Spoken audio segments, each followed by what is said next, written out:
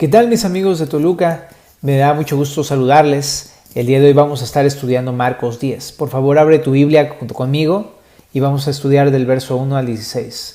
Pero vamos a orar antes, ¿qué te parece?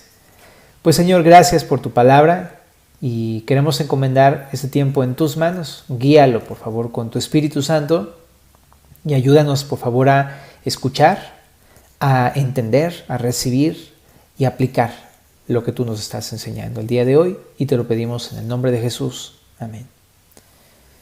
Bueno, pues dureza del corazón.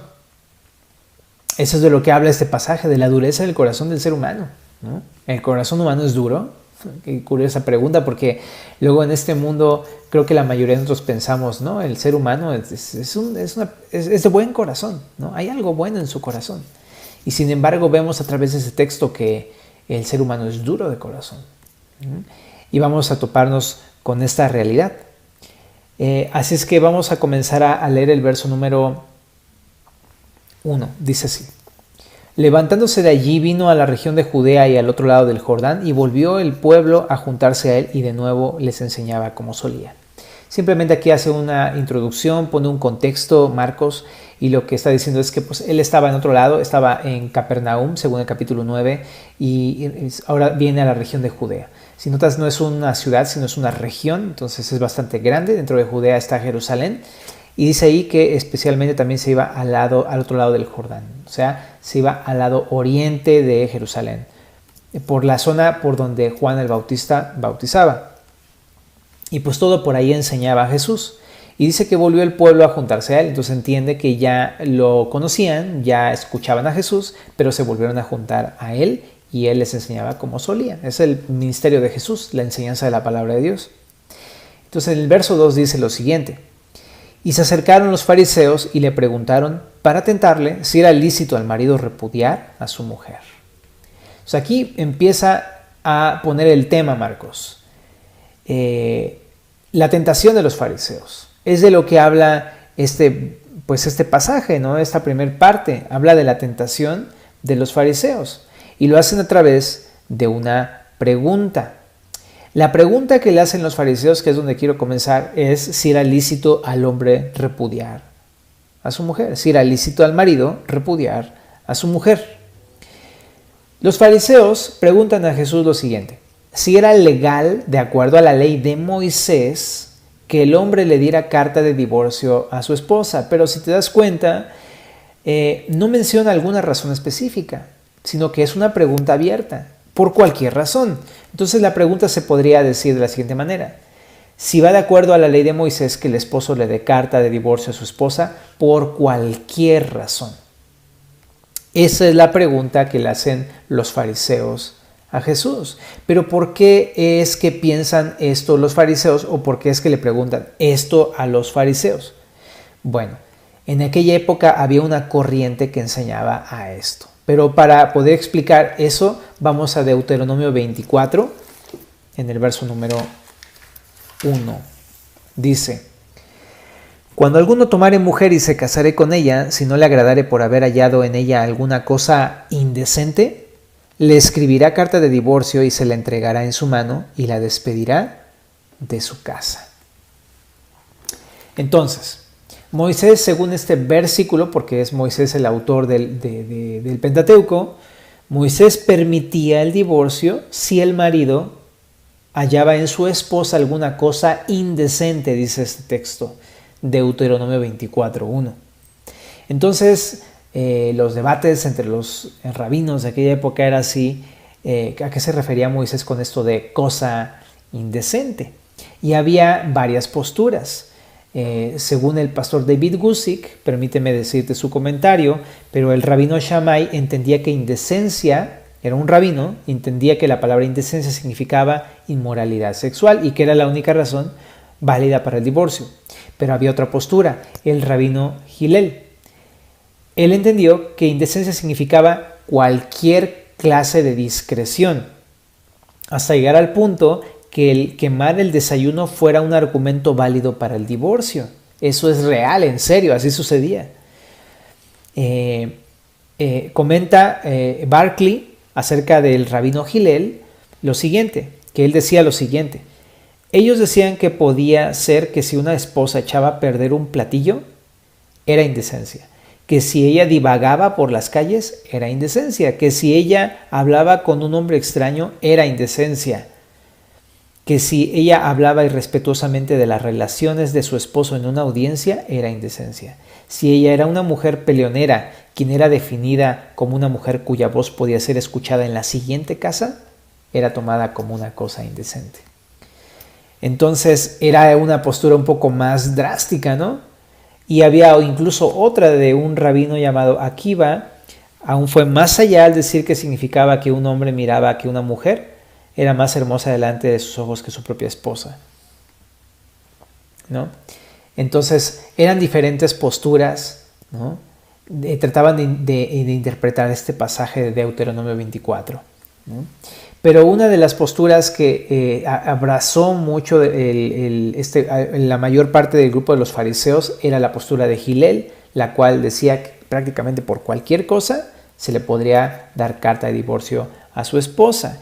Y pues también pues este grupo de los fariseos era el grupo religioso que tenía como más popularidad en en la clase media, en general en el pueblo. Así que pues entonces esta postura era muy aceptada por la mayoría de judíos de aquella época. Entonces es por esa razón que le preguntan a Jesús si era lícito al marido repudiar a su mujer por cualquier razón, porque esa era la postura de los fariseos en su mayoría. Ok, pero el propósito de la pregunta, porque realmente ellos no es que quisieran saber la respuesta, ahorita lo vamos a ver. Querían tentar a Jesús. Dice en el verso 2, se acercaron los fariseos y le preguntaron para tentarle. Ellos querían encontrar alguna razón para acusar a Jesús y entregarlo, ¿no? Eso es lo que querían hacer realmente. Los fariseos, ellos no querían una respuesta. No querían una respuesta. De hecho, más adelante, los mismos fariseos contestan esa pregunta. O sea, los fariseos ya conocían la respuesta, ya tenían su interpretación, su postura y sus comentarios y demás. Entonces, no es que ellos no supieran. Ellos ya sabían cosas respecto a esa ley, ¿no? Entonces, te decía, no es que quisieran saber respuestas, querían tentar a Jesús. Pero en cuanto a su pregunta, lo que los fariseos pretendían era que Jesús hablara en contra de la postura que ellos tenían, lo que pondría a Jesús en contra de la opinión pública, ya que la mayoría aceptaba la interpretación de los fariseos, e incluso también pues sería considerado por algunos como si estuviera en contra de la ley de Moisés, ¿no? O sea, si Jesús decía no es lícito el divorcio, entonces algunos lo tomarían en cuenta como si estuviera en contra de la ley de Moisés. E incluso también provocaría la ira de Herodes, ¿no? Quien antes había encarcelado a Juan el Bautista por hablar en contra del divorcio y del adulterio, dándole muerte más adelante. Entonces, lo podrían acusar de muchas maneras a Jesús. Y ese era el propósito de los fariseos, encontrar una razón para acusarlo, ¿no? Y ponerlo en contra del pueblo, en contra de los fariseos, en contra del gobierno, etc., ¿no? Pero en cuanto al tema del divorcio, ahorita ya hablamos en cuanto a la pregunta, pero en cuanto al tema del divorcio, ellos solo querían saber realmente qué era legal y qué no era legal, qué se permitía hacer y qué no se permitía hacer, qué podían hacer y qué no podían hacer. Pero a ellos realmente no les importaba lo que Dios dijera acerca del matrimonio, ¿no? Tampoco les interesaba qué es lo que Dios decía acerca del divorcio. Ellos solamente lo que hacían era se casaban y si no les gustaba, si no les convenía su matrimonio, pues entonces encontraban algún pretexto y pues listo, se divorciaban. Solo tomaban la ley como un pretexto para pues decir, mira, pues si aquí dice que sí se puede, entonces pues lo hacían. Pero solamente era el pretexto. Pero Jesús va a mostrarles el verdadero significado de la ley y también lo que hay en sus corazones. Entonces leamos el verso número 3. Dice así. Él respondiendo les dijo, ¿qué les mandó Moisés? Ellos dijeron, Moisés permitió dar carta de divorcio y repudiarla. Entonces, bueno, vamos a detenernos hasta acá. Interesante, ¿no? A través de la respuesta de los fariseos queda claro que el divorcio no es un mandato de Dios, no es un deber de Dios como algunos de los fariseos de aquella época enseñaban. Aquí dice que era un permiso de Moisés, una concesión, ¿no? Era un caso excepcional, era una concesión, era, pues eso, simplemente era un permiso, ¿no? Ahí dice, ¿no? Permitió dar carta de divorcio. Entonces, eso era, no era un deber, ¿no? Sino que era un permiso.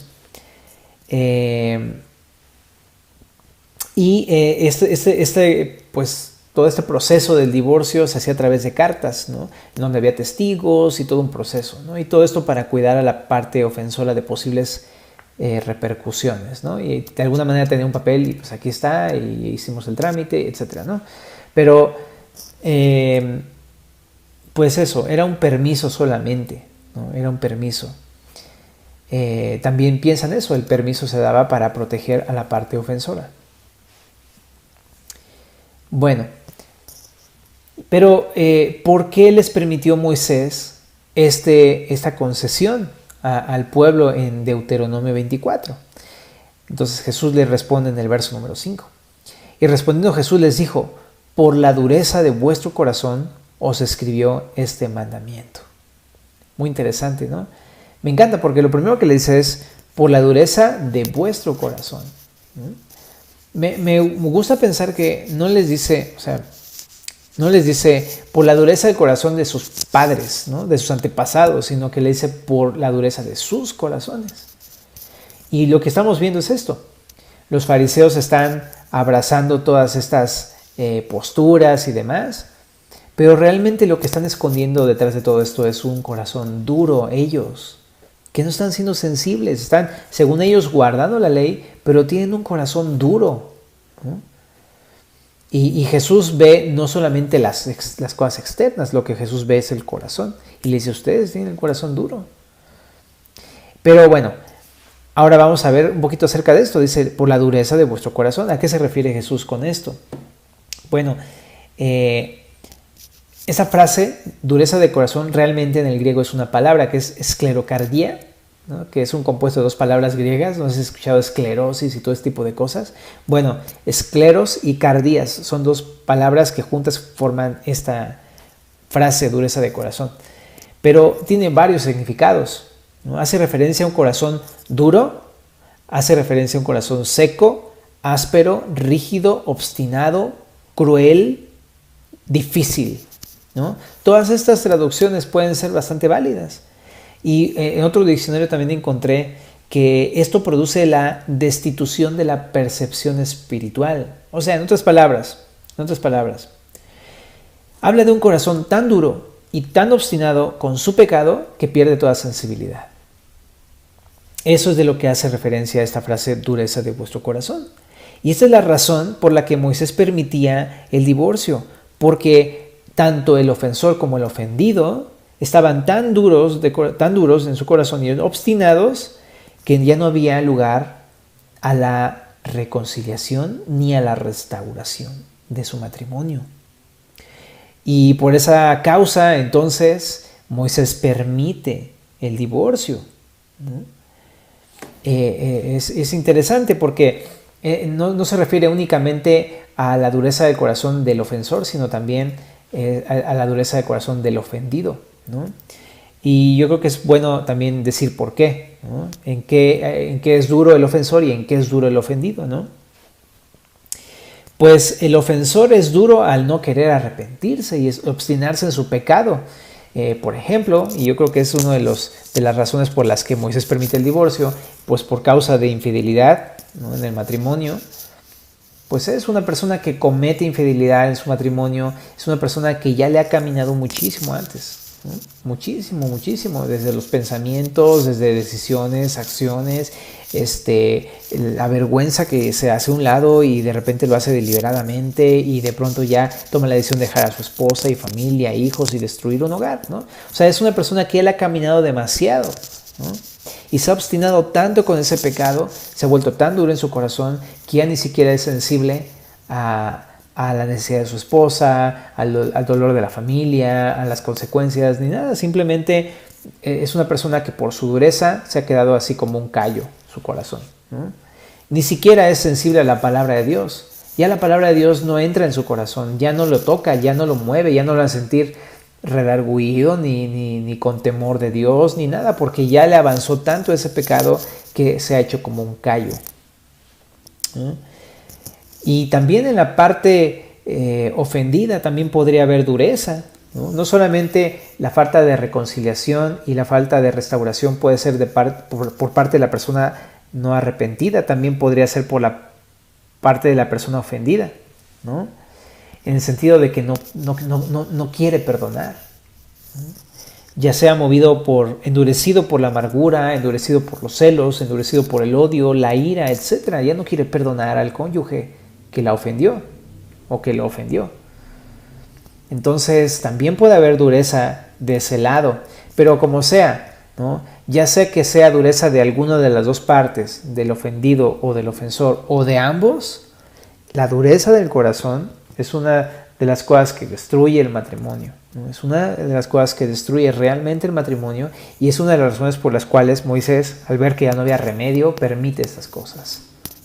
Es triste, ¿no? Es triste que reconocer, ¿no?, que la ruptura de los matrimonios hoy en día, ¿no?, la ruptura de las familias, no es por las circunstancias, no es por la economía, no es por otras cosas, es por nuestro pecado, es por nuestra dureza. Yo creo que por ahí debemos comenzar. Si tú estás pasando por un problema matrimonial, de repente solemos, ya sabes, ¿no?, buscar razones, ¿no? ¿Por qué para divorciarnos, ¿no?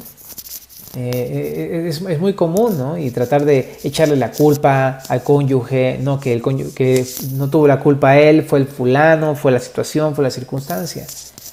Pero yo quiero que, por favor, escuches esto. Es tu corazón. Es el corazón son los corazones de los esposos. No es otra cosa. Cuando hay una ruptura es que el corazón de alguno de los dos o de ambos está duro, totalmente duro. Y es una realidad difícil porque pues, no nos gusta pensar que podríamos llegar a tener un corazón duro, ¿no? A nosotros nos gusta la idea de pensar que somos buenas personas y que somos muy lindos y carismáticos y que no le hacemos daño a nadie y todo ese tipo de cosas, ¿no? Pero realmente cuando uno entiende es que todo esto es porque tengo un corazón duro, ¿no? No es fácil, pero considéralo, porque eso es lo que la Biblia dice. El corazón del hombre es engañoso y perverso más que todas las cosas, ¿no? Eso es lo que dice la palabra de Dios. Y eso, pues yo quiero que primero reconozcas esto, ¿no? La dureza, es la dureza de tu corazón, la dureza del corazón del matrimonio. Ahora quiero un poquito hablar acerca de qué tan insensible puede ser una persona cuando ya está uno tan obstinado, ¿no? Y yo tengo un primo que toca el djembe. Si tú has visto a esos percusionistas o los que tocan congas, hay unos que ya de plano ya no tienen una palma, tienen dos palmas, ¿no? O sea, tienen una placa así de callo encima de la mano, o sea, literal. Mi primo, por cierto que lo estimo mucho, a mi primo Cándido, y un saludo a Veracruz, y tiene en esas partes, acá, en las partes de acá, parecen unos picos de callos, ¿no? Y también en las articulaciones. A ese tipo de callos, aunque le rasques, ya no siente nada. Le pasas un encendedor y nada, o sea, no le duele, ¿no? Porque ya tiene un callo debido a tanto golpe. Ya está duro totalmente. De hecho, cuando nos saluda, lo hace y hasta él pone a propósito su mano suave para no lastimarnos de lo duro que está su mano. Imagínate. Pero me acuerdo, ¿no? Y es lo que está diciendo acá. Un corazón cuando se obstina tanto en el pecado, ¿no?, ya sea de parte de la persona, del cónyuge que está siendo infiel con su esposa, o de parte de la persona que no quiere perdonar a su cónyuge infiel, le avanza tanto que ya no puede ser sensible a la palabra de Dios, ya no puede ser sensible a las consecuencias ni al dolor, simplemente ha perdido toda sensibilidad. Y es cierto, así pasa. Las personas hasta piensan que es mejor divorciarse de lo endurecidas que están, dado que eso es lo peor que puede pasar en un matrimonio, ¿no? El divorcio. Pero llegan a pensar que es lo mejor cuando realmente es lo peor que puede pasar en un matrimonio. Y eso ya no tiene consideración el marido infiel o la esposa infiel, ya no tiene consideración alguna, ¿no? Hasta llega a pensar, es mejor la nueva pareja que tengo, ¿no? Es mejor, es más amable, es más linda, no sé, bla, bla, bla, bla. Chorro de cosas. ¿Por qué? Porque está totalmente insensible por el corazón duro. Así pasa, ¿no? Y también la persona que no quiere perdonar al cónyuge, ¿no? O sea, te decía, cualquiera de los dos que esté endurecido, por cualquiera de los dos podría haber un conflicto así. O por los dos. Pero la persona que no quiere perdonar también, o sea, está tan invadida de amargura y tan invadida de odio por lo que le hizo su cónyuge, que entonces, incluso aunque el cónyuge esté arrepentido y llega a llorarle, dice, ¿sabes qué? Ya no. Pero todo esto es solamente una muestra de qué tan duros podemos llegar a ser. Perdemos toda la sensibilidad. Ahora yo quiero solamente decirte, si tú estás ajeno a Dios, estás pasando por un problema matrimonial, tienes esperanza. Voy a citarte un pasaje de Ezequiel. En Ezequiel, te voy a decir, 36, en el verso número 25. Te voy a leer lo siguiente. Dice, esparciré sobre vosotros agua limpia y seréis limpiados. De todas vuestras inmundicias y de todos vuestros ídolos os limpiaré. Os daré corazón nuevo. Voy a leer el verso 26 otra vez. Dice, os daré corazón nuevo y pondré espíritu nuevo dentro de vosotros. Y quitaré de vuestra carne el corazón de piedra y os daré un corazón de carne. Y pondré dentro de vosotros mi espíritu y haré que andéis en mis estatutos y guardéis mis preceptos y los pongáis por obra. A lo que me quiero referir es que quizá tú estás ajeno de la vida de Dios, ¿no? De las cosas de Dios, de la Biblia, de Jesús y de todo esto. Y sin embargo quiero decirte que si tú te acercas a Jesús, Jesús te puede dar un nuevo corazón. A lo mejor tu corazón está duro porque realmente eso es una piedra. Pero Dios quiere darte un nuevo corazón que pueda ser sensible a su palabra, sensible a las cosas de Dios, ¿no? Y también sensible a la necesidad de tu esposa o de tu esposo, de tus niños, de tu familia, incluso hasta de las consecuencias que a lo mejor ya estás cosechando. Pero Él quiere hacer eso, quiere darte un nuevo corazón, habla de un nuevo nacimiento. Y es al creer en Jesús. Te invito para que te acerques al Señor Jesucristo, que veas quién es Él y que creas y deposites tu confianza completamente en Jesús. Pero también si eres un creyente, ¿no? Que ya tienes tiempo en el Señor y todo, pero por alguna razón, estás en tu matrimonio, estás pasando por pruebas matrimoniales de ese tipo, yo quiero también animarte, ¿no? Yo quiero animarte. El Señor, yo escuché eso de mis pastores también, es especialista en restaurar matrimonios. Eso le encanta al Señor. Quiero decir que Él nos ha dado su Espíritu Santo. Su Espíritu Santo, uno de los frutos del Espíritu es darnos un corazón dócil, ¿sabes? Y hay esperanza. Te lo digo solamente porque quiero que sepas que hay esperanza. Quizá a lo mejor tú sabes que tienes un corazón duro, pero hay esperanza a pesar de todo eso.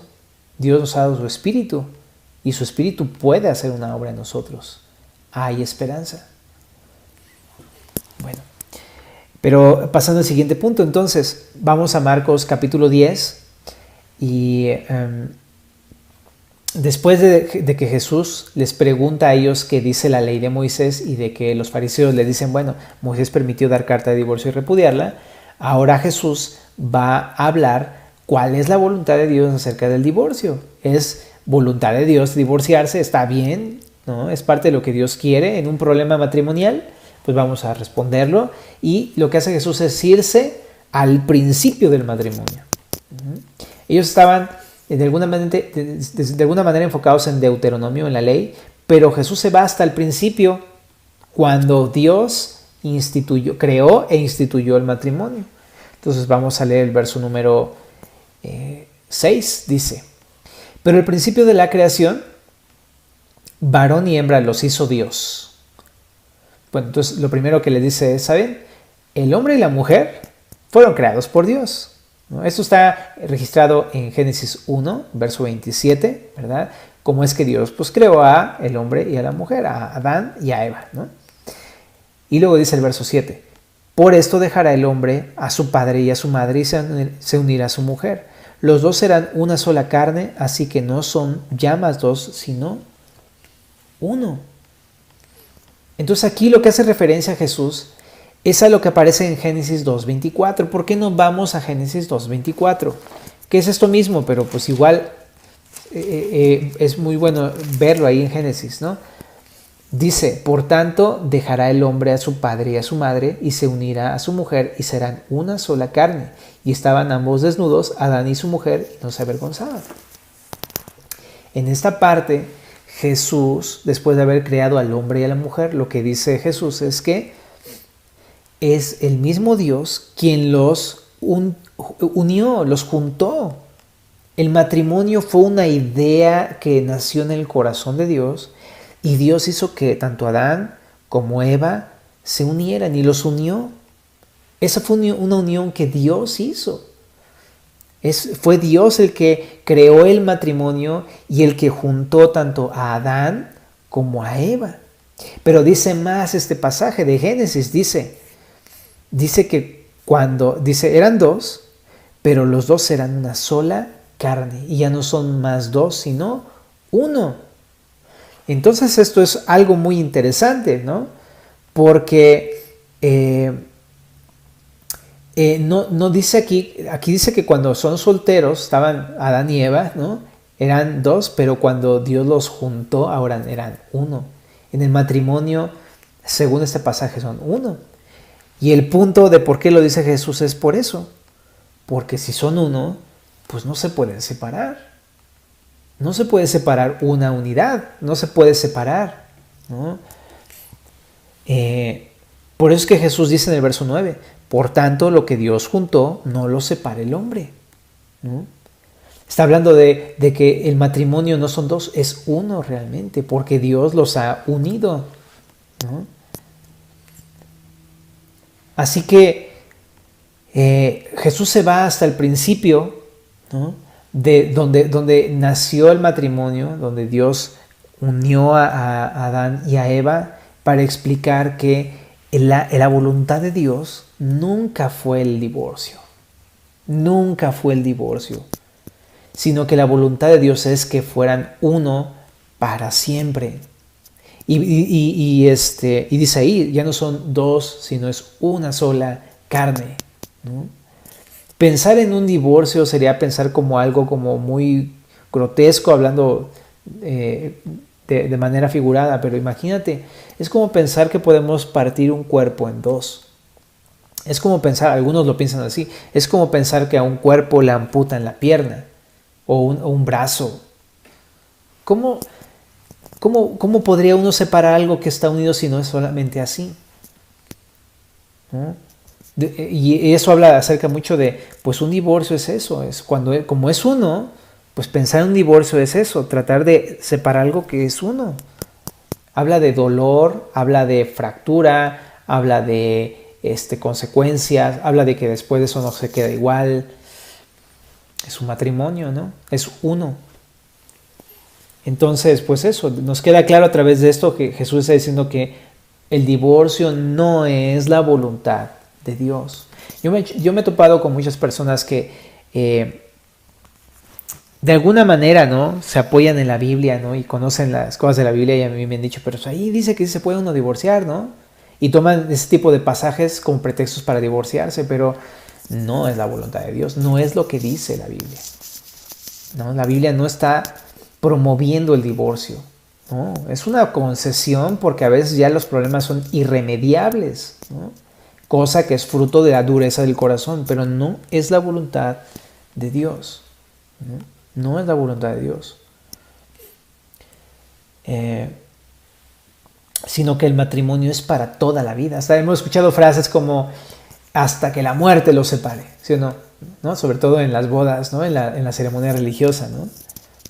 Y es así, es hasta que la muerte nos separe. De hecho, en Romanos 7:2 indica que la mujer casada está sujeta por la ley al marido mientras vive, pero si el marido muere, pues queda libre de la ley del marido, ¿no? Entonces, el matrimonio es para siempre. Y este es el modelo de Dios. Ese es el principio de matrimonio. Entonces tenemos varias cosas del principio de matrimonio que está hablando Jesús. Es creado por Dios. Dios es el que une a los cónyuges y ya no son más dos, es uno y es para siempre. Es una unidad para siempre. La idea del matrimonio, también lo vemos en el Nuevo Testamento, era reflejar la relación que tenemos con Cristo, la iglesia con Jesús, una relación de unidad permanente, de amor.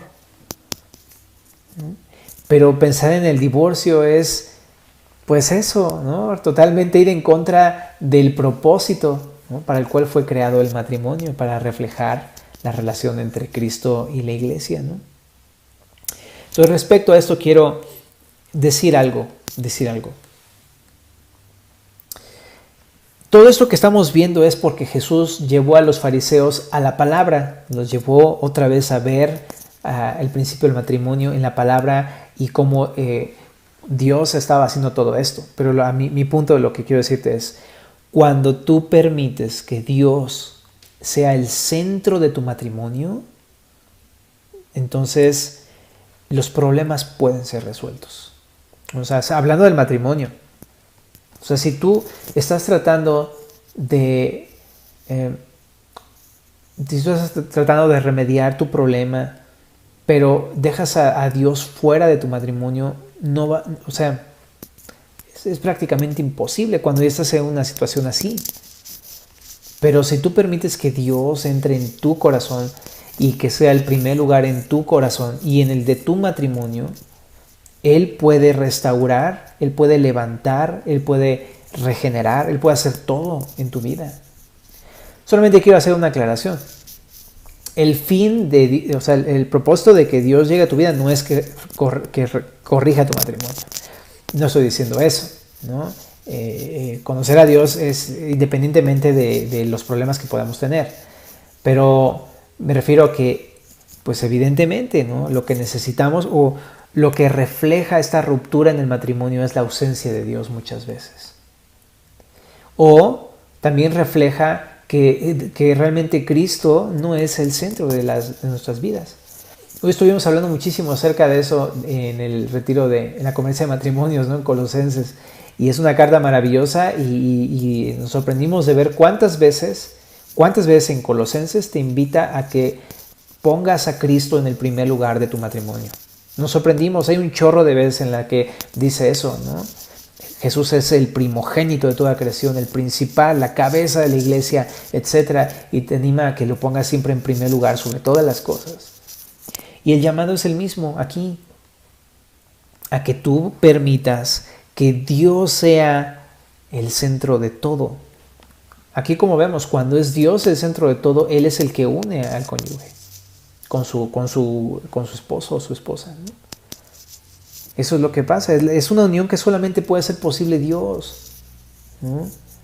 Así es que, pues eso, ¿no? ¿Qué necesito? O sea, decía Lenin en la conferencia, está maravilloso eso que dijo, ¿no? Todo problema matrimonial es un problema de señorío, ¿no? Me encantó también esa frase a mí. Y es cierto, necesitas que Jesús sea tu Señor, ¿no? Y entonces sí, Él va a poder unir, ¿no? Va a poder restaurar, va a poder levantar otra vez, ¿no? Y bueno, pues es eso.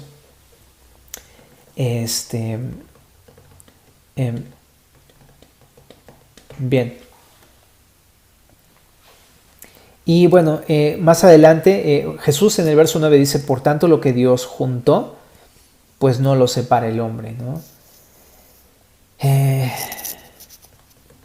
Quiero decir que pues aquí es bien claro Jesús, o sea, no es una opción, dice, no lo separe el hombre, ¿no?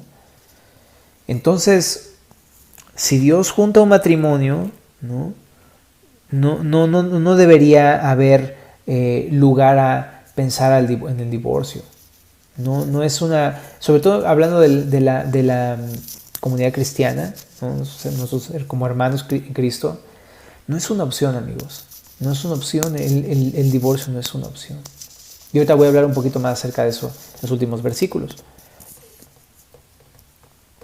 Dice el verso 10. En casa volvieron los discípulos a preguntarle de lo mismo. Y les dijo, cualquiera que repudia a su mujer y se casa con otra, comete adulterio contra ella. Y si la mujer repudia a su marido y se casa con otro, comete adulterio. Bueno, en esta parte Jesús explica que si alguien se divorcia con la finalidad de casarse con alguien más, pues es adulterio. Y es bien claro el texto, dice ahí, cualquiera que repudia a su mujer y se casa con otra comete adulterio, y si la mujer se divorcia de su marido para casarse con otro es adulterio. El texto es claro, o sea, de repente en el día de hoy es muy común la idea de pensar, pues si me gusta alguien más y si mi esposo, si mi esposa ya me dejó de gustar o de atraer o llamar la atención, si ya no siento esas mariposas que sentí al principio, pues entonces pues ya se acabó el amor y me puedo divorciar, ¿no? No hay problema y me caso con otra persona y listo, ¿no? Es una idea del día de hoy, del mundo y que no es bíblica. Pero aquí la palabra de Dios dice, no, esta no es una razón válida para separarse. Y si lo haces por casarse con otra persona, estás cometiendo adulterio, dice aquí. Otro pasaje que habla de esto es Mateo 5:32. Dice, desde el 31, ¿no? Dice, cualquiera que repudie a su mujer, dele carta de divorcio. Pero yo digo que el que repudie a su mujer, a no ser por causa de fornicación, hace que ella adultere, y el que se casa con la repudiada comete adulterio. ¿Qué está diciendo este pasaje?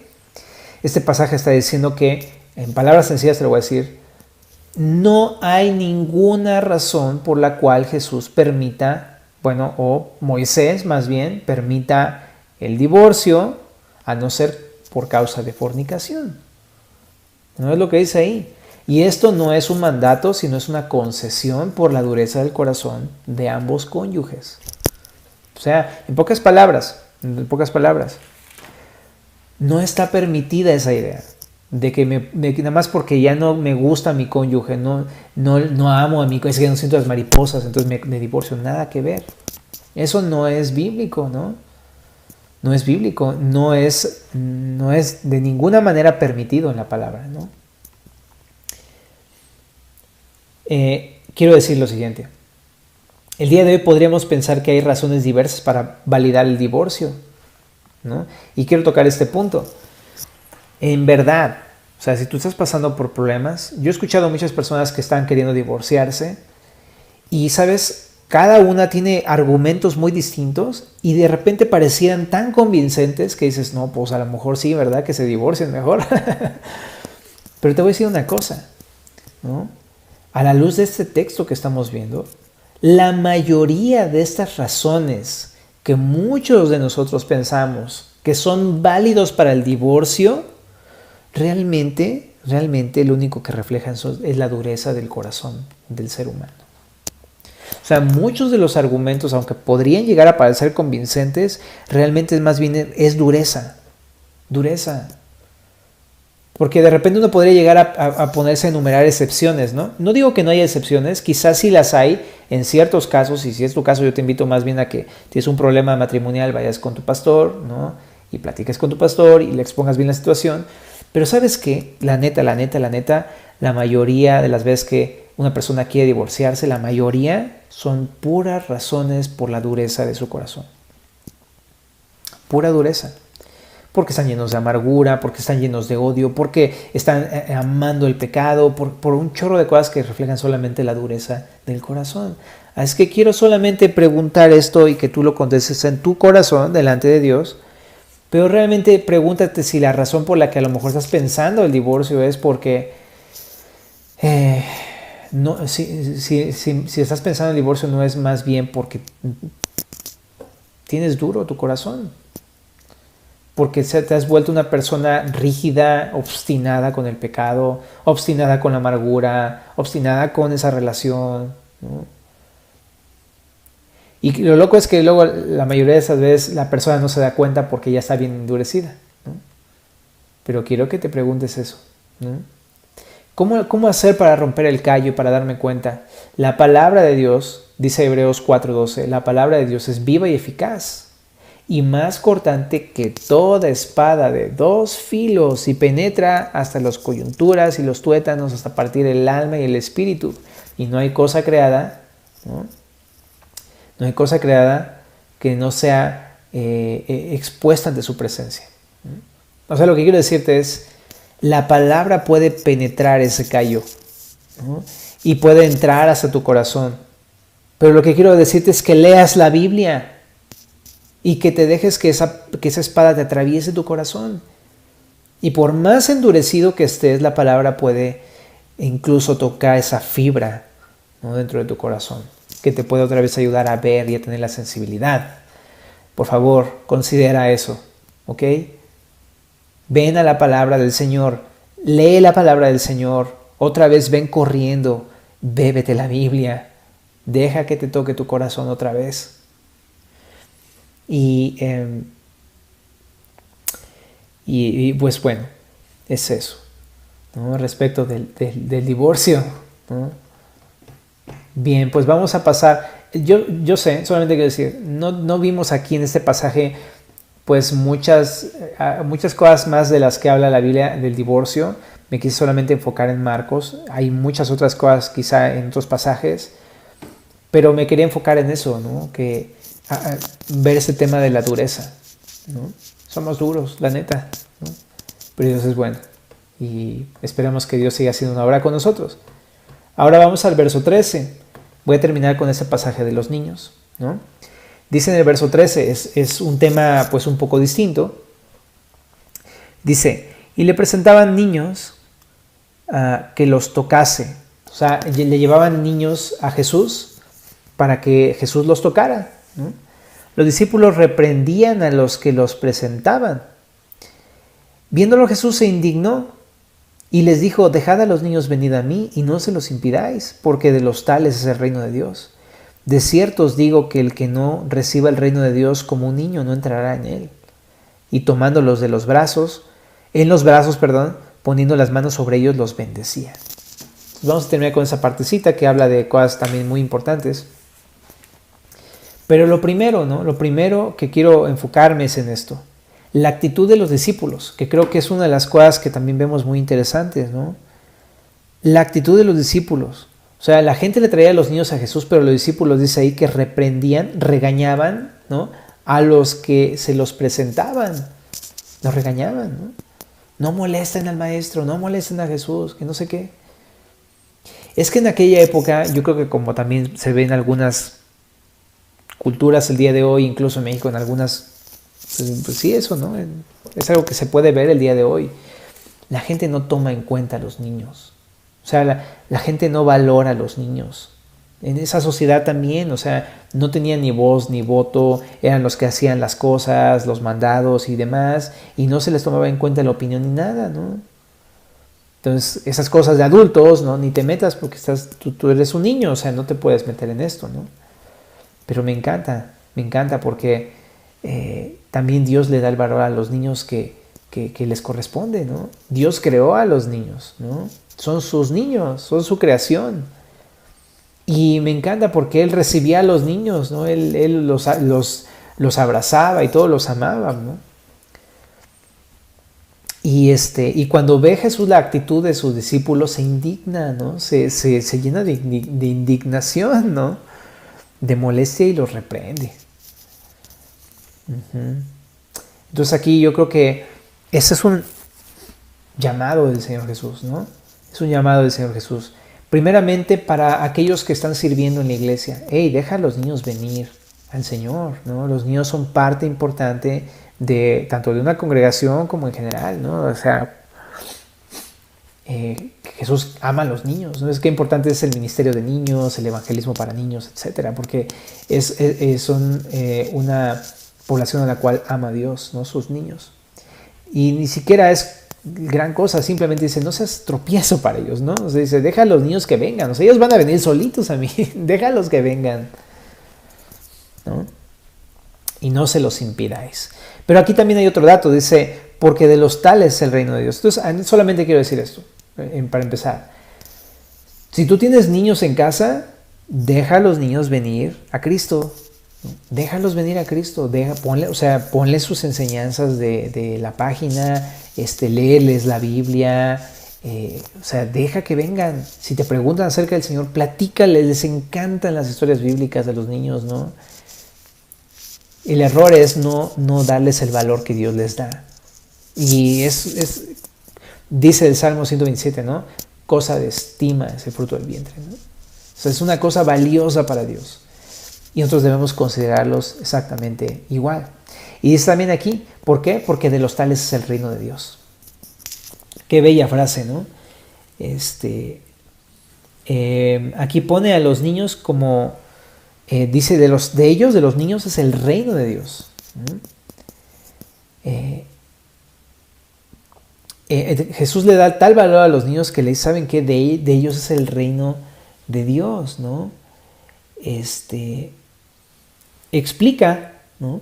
Explica más adelante, dice en el verso 15, de cierto os digo que el que no reciba el reino de Dios como un niño no entrará en él. ¿A qué se refiere con que los niños, el reino de Dios es de los niños? Se refiere a que los niños tienen una sencillez para confiar en sus papás, ¿no? Una sencillez que cuando se les echan a los papás en los brazos. A mí me llama la atención muchísimo mi hijo, mis dos niños, porque mis niños no están preguntando si los voy a tirar, ¿no? Él se me avienta y aunque luego juego con él a que se me cae, pero él sabe que no lo voy a soltar. Ellos confían en sus papis, ¿no? Te entregan su confianza. Cuando te conocen, te entregan su confianza. Y a eso se refiere el Señor, ¿no? O sea, los niños cuando venían a Jesús, le entregaban su corazón a Jesús, o sea, le confiaban en Jesús de todo corazón. Y con esa sencillez de fe, ¿no? Jesús por eso le dice, miren, o sea, esa fe tan preciosa y tan sencilla de un niño, ¿no? Por eso es que el reino de los cielos es de ellos, porque me entregan su corazón luego, creen en mí luego. Qué contraste con los fariseos, duros de corazón. Y ese es un ejemplo y un contraste para nosotros. Lo que el Señor quiere es que no seamos duros de corazón. Lo que el Señor quiere es que tengamos la fe como la de un niño, en el sentido de que le entreguemos nuestro corazón de una manera sencilla, ¿no? Ahora, eso no significa que no haya razones o que importantes, o que no se pueda razonar la fe, o que la fe sea ciega o cosas así. No, nuestra fe es una fe robusta. Pero en base a que tenemos una fe robusta con tal cantidad de evidencia para confiar en Jesús y tantas pruebas que nos dio el Señor Jesús, la crucifixión, la resurrección y demás cosas, deberíamos reaccionar como los niños reaccionan. Ten mi corazón, Señor Jesús. Así de sencillo. Y por eso es que hasta Jesús los pone como un ejemplo, ¿no?, a los niños. Y les dice, ¿no? De cierto, les digo que el que no reciba el reino de Dios como un niño no entrará en él, en ese sentido. No está diciendo que seamos infantiles, esa es otra cosa. Lo que está diciendo es de la sencillez de la fe, ¿no? Está hablando de la fe. Entrégale tu fe, pon tu fe en Cristo, entrégale tu corazón. No hay suficientes razones para entregarle el corazón al Señor Jesús. Así que dice, tomándolos en los brazos, poniendo las manos sobre ellos, los bendecía. Qué hermoso, ¿no? Entonces vemos este contraste, corazón duro, corazón suavecito, ¿no? ¿Qué te parece si oramos por eso? Bueno, Señor Jesús, gracias por las cosas que nos enseñas este día, y pues sin duda, Señor, ponemos en tus manos nuestros corazones para que tú los hagas blanditos, Señor, así como lo de estos niños que te entregaban su corazón de una manera sencilla, sincera. Y queremos pedirte que nos des un corazón así, Señor. Y ayúdanos, Señor, porque también tu palabra dice que la fe es por el oír y el oír por la palabra de Dios. Danos el anhelo por tu palabra y con tu palabra danos fe para entregarte el corazón y no estar teniendo preguntas y cuestionamientos y dudas y actitudes y dureza y demás, obstinación, crueldad, maldad en el corazón. Danos un corazón, Señor, así como el tuyo, como el de un niño que entrega su corazón fácil. Y no solamente lo pedimos en el área del matrimonio, sino en todas las áreas. Dios, danos este corazón. Pero también, Señor, si alguno de mis hermanos está pasando por algún problema matrimonial, háblale, Señor, háblale, toca su corazón. Con tu palabra, Señor, penetra su corazón, háblale, tráelo a ti, Señor. Pero si alguna persona de aquí también, Señor, pues no te conoce y el día de hoy se está dando cuenta de la gran necesidad que tiene de ti y que quizás este problema habla de la ausencia tuya en su vida, te pido para que te puedas recibir como su Dios y su Señor este día, Señor. Y todo esto te lo pedimos, Señor, en el nombre de Jesús. Amén.